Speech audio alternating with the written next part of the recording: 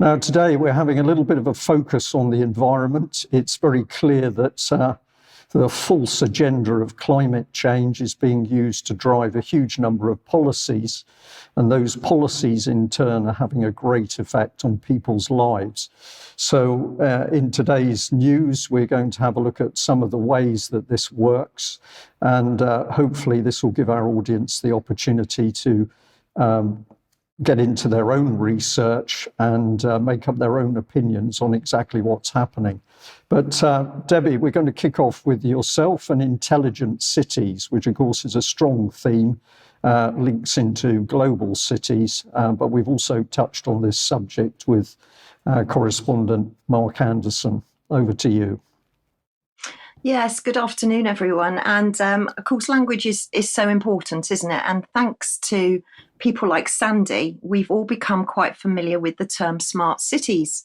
But have a check out of intelligent cities, because we also have the Intelligent Cities Challenge that's come straight from the European Commission. Now, this is an EU initiative, and it's basically looking at green deals, cutting edge technologies, social resilience. But what does that actually mean? So when you go and look at the European Intelligence Challenge 2023 to 2025, you can see who's actually been selected.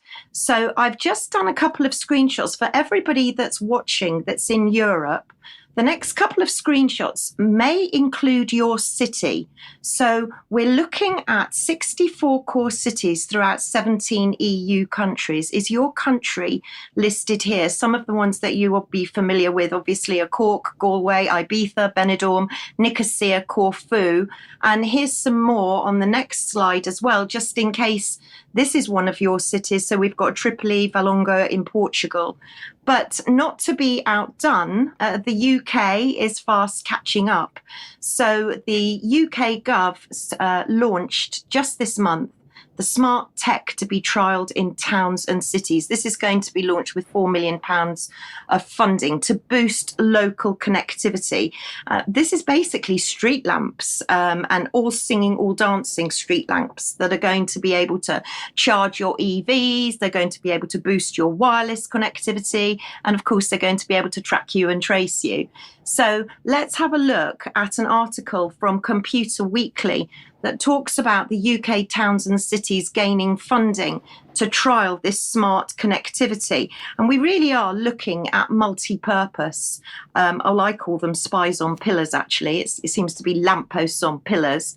So let's have a look and see where this is going to be piloted in the UK. And you can see there that if you're living in the authorities, Cambridgeshire County Council, Tees Valley Combined Authority, Royal Borough of Kingston upon Thames, Westminster City Council, Oxfordshire County Council and North Ayrshire Council, you are going to be getting this system very soon rolled out. So all of these smart lampposts that can pretty much track you and trace you and are spies.